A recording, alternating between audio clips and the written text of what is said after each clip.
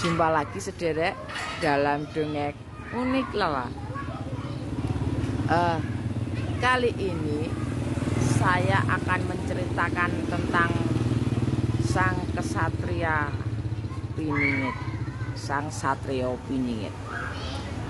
Sebatas yang saya ketahui dari literasi yang saya dapatkan, saya telusuri, dimintai petunjuk dan yang menjadi hasil dari berpikir saya, dari yang saya pelajari, saya coba tarik energinya, saya simpulkan dan akan saya wadarkan.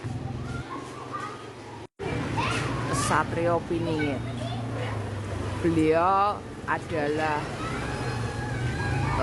berkah yang tumbuh dari alam. Kalau diungkapkan secara atau diibaratkan, diperibahasakan, dihiperbolkan, versi saya mengatakan Satrio Piningit adalah ibarat biji kelapa, yaitu calon pohon kelapa dari biji kelapa yang ditunaskan oleh leluhur melalui ditumbuhkan tunasnya di satu tempat tertentu yang sudah sengaja di tempatnya itu untuk pertumbuhan, ditumbuhkannya tunas purba menika, tunas biang, tunas kelapa super, tunas kelapa harapan dari para leluhur. Dan saat ditumbuhkannya tunas tersebut, jika seseorang diandekan itu mencapai akil balik, ya, seorang itu akil balik di kelapa itu juga mengalami akil balik, lalu kelapa tersebut dengan bantuan alam dihempaskan oleh air, oleh angin, terjebol dari akar yang mulai sedikit menikah, entah diterbangkan ke arah mana, sehingga ditempa secara alami di suatu tempat yang terlindungi, teraman, ternyaman, dan penuh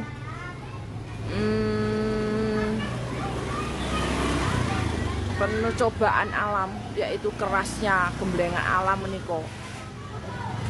Ibaratkan misalkan tunas kelapa tersebut jatuh ke suatu tempat di mana di situ rawan akan dihancurkannya pohon, rawan terkena banjir, erosi dan sebagainya oleh hewan-hewan pemangsa pohon kelapa yang mencabik-cabik pohon kelapa.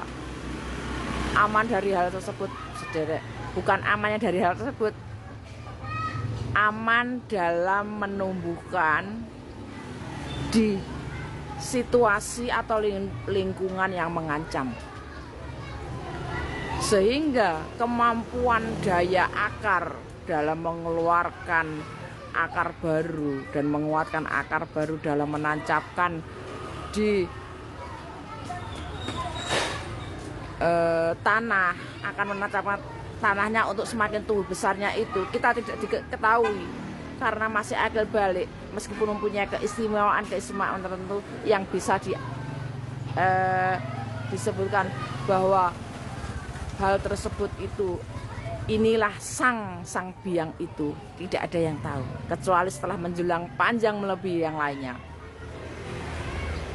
Seperti halnya para kesatria yang lain juga tumbuh di mana-mana itu. Sang kesatria leader meniko, pemimpinnya di antara para kesatria, leadernya dari para jiwa-jiwa terpilih, yang terpilih dari yang terpilih menika. Pada akhirnya pohon kelapa yang diwujudkan kelapa yang tumbuh menjulang tanpa hambatan ya, dan akhirnya melebihi yang lainnya. Dan seperti kita ketahui, kelapa menjulang tanpa cabang, tumbuh bersama-sama pohon yang lainnya yang mungkin bukan kelapa. Dan si kelapa ini yang ternyata adalah sang Satrio Piningit yang tersembunyi tapi tidak sembunyi, disembunyikan alam demi pertumbuhannya, hingga pada pertumbuhan puncaknya melebihi pohon yang lainnya dan melebihi pohon kelapa-kelapa yang lainnya, karena adalah kelapa yang ini kelapa formula khusus, gemblengan bentukan dari segala teknologi, segala kepandaian, segala ilmu pertanian, ilmu perhutanan ada pada dipusatkan pada bibit meniko. Dengan segala ilmu pertanian maha atau pengetahuan formula khusus untuk menumbuhkan tumbuh kembang, untuk menghasilkan tumbuh kembang yang super, bibit super meniko. Pada di tahun inilah sepertinya pohon kelapa ini sudah mencapai melebihi kelapa-kelapa yang lain di seluruh dunia.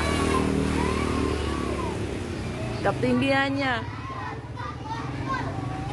pohon kelapa itu tidak bercabang kan saudara. Kehebatannya dari akar sampai pucuknya semua berguna dan semua mengagumkan bagi secara yang memahaminya secara spiritual baik.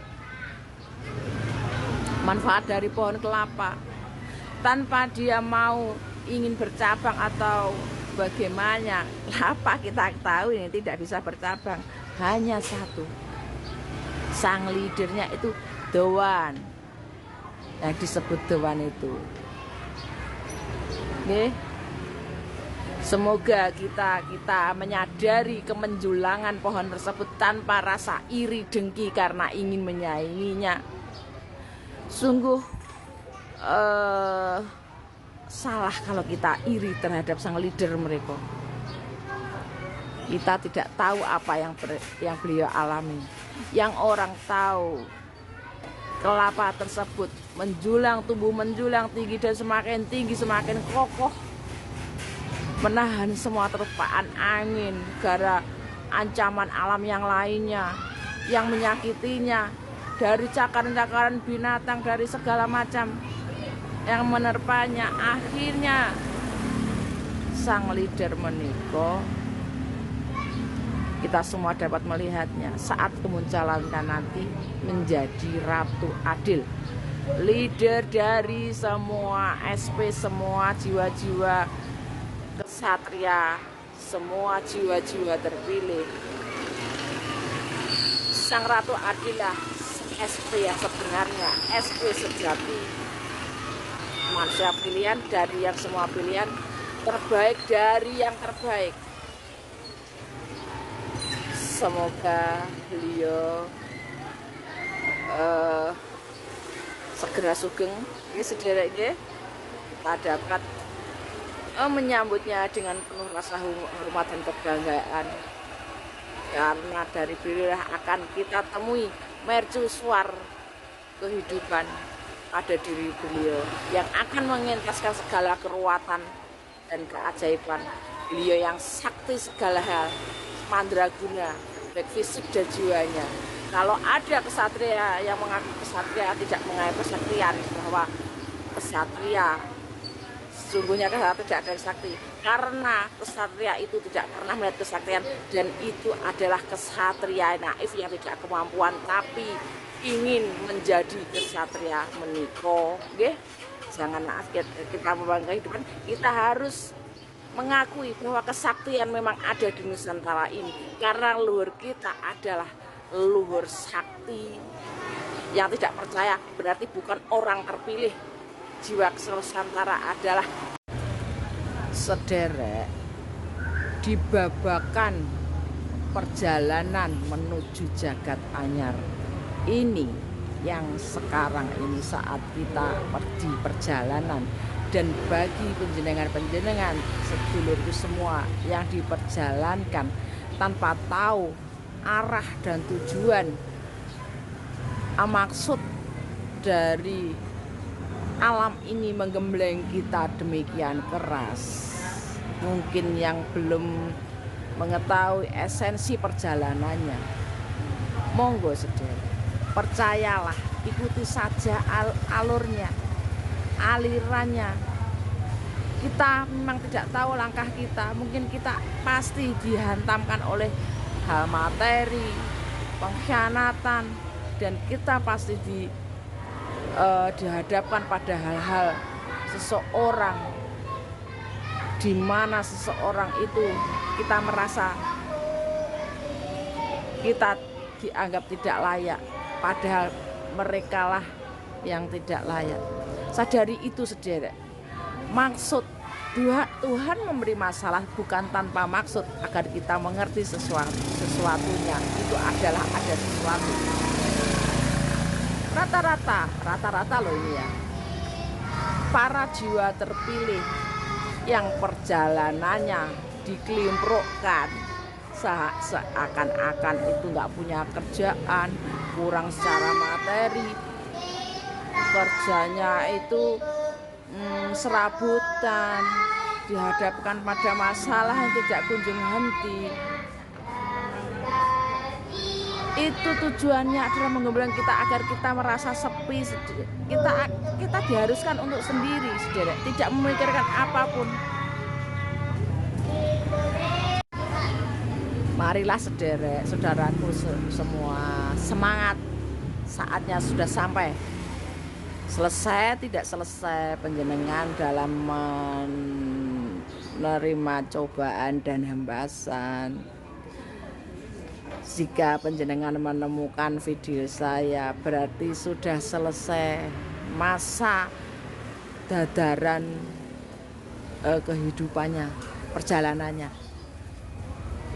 Bisa bertenang hati bahwa yang penjenengan alami tidak sia-sia, ikhlaslah, sehingga tidak menjerumuskan kita merasa sombong. Sombong akan apa? Sombong merasa menderita sedunia itu sederek, itu juga kesombongan. Janganlah kita merasa paling menderita, itu sombong sekali itu. Akan membuat kita angkuh, merasa paling hebat, paling menderita karena diberi cobaan. Tidak seperti itu. Jika kita bertahan dari gelinciran yang dihempaskan, segala sesuatunya adalah sudah seharusnya. Ini sudah sampai finishnya, sudah selesai. Bagi yang jalannya lebih cepat, tentulah mendapat hal yang lebih tinggi, lebih jauh seperti yang diperjalankannya. Bagi yang tidak selesai, itu adalah sesuai tingkatan-tingkatannya. Pencapaian itu ada di sini, sederek, juga di sini. Bukan dari beratnya masalah ataupun beratnya yang tidak terselesaikan di bidangnya masing-masing, tetapi letak selesainya adalah di letak kerelaan kita untuk ikhlas menerima. Itu tanda kebaikan dan nilai seseorang, keluasan seseorang dalam menerima dan ikhlas. Berkali-kali saya tekan ikhlas dan nerimo ing pandung. Tidak ada pikiran baik, tidak ada pikiran yang tidak benar terhadap alam dan Maha Kuasa. Tumbuhkanlah Tuhan di hati kita dengan segala akal budi pekerti dan menerima bahwa kita ini bukan siapa-siapa. Semakin penjenengan merasa tidak siapa-siapa atau bukan siapa-siapa, berarti Anda adalah yang terbaik. nggih, semakin merasa tanpa rendah diri loh nggih. Kita merasa lebih kecil dari debu. Andalah kesatrianya. Mangatan sederek, semoga kita tidak sombong dengan segala penderitaan kita, dengan segala masalah. Tapi kita tetap rendah hatilah dengan kelebihan dan kemampuan kita dalam menyelesaikan masalah atau menerima cobaan dengan tabah. Semakin tabah seseorang, semakin tinggi seorang menjulang. Makaten sederek, mugi-mugi kodar saya berguna bagi yang kerso